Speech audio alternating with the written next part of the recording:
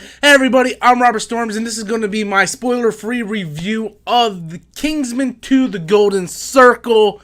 Just got out of the theaters, just got done watching it, and I was actually going in this movie skeptical. I was a big fan of the first one, really liked what Matthew Vaughn did with the style of Mark Millar's comic book, and I enjoyed the first one a lot, but as the week was going, I've been hearing a lot of mixed reviews. Currently, it had like 55% on Rotten Tomatoes. I kind of skimmed through some of the written reviews, and they said that it was pretty much a raunchy type movie, and critics weren't really liking the style. But I have to tell you, after seeing the movie, I really don't understand why the critics are so upset, because it was the same thing from the first movie.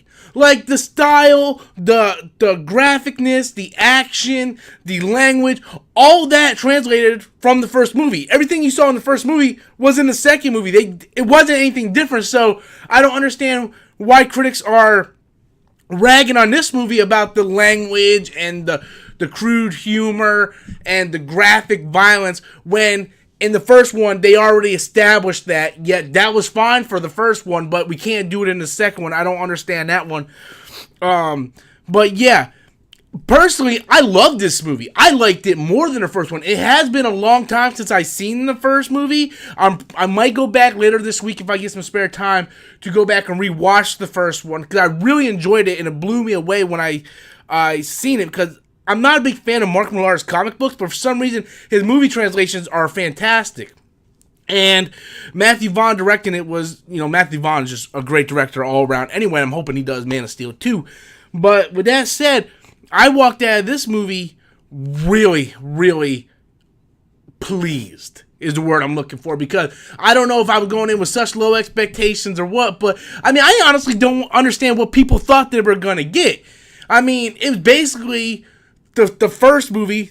The stakes are different, the story's different plot elements for sure, but it still contained the same humor and the action that we expected from the first movie. It wasn't like Kick-Ass and Kick-Ass 2, where Matthew Vaughn did the first one and someone else did the second one, and I actually like Kick-Ass 2 just fine, but you can tell it's completely different directors from the first one and the second one. This one felt like a continuation of the first movie, and I really don't understand the criticisms of it. Now I can maybe go and start watching some of these spoiler reviews of the critics that I follow, find out what are some of the problems that they had with it, because I just roughly went through and skimmed, because I didn't want to be spoiled myself. That's why I do spoiler-free reviews, because I keep everything very vague, and just to let you guys know, should you see it, shouldn't you see it. And I honestly tell you, this movie is 2 hours, almost 2.5 hours long. It's like 2 hours and 20 minutes, and I had a great time. I have not had a great,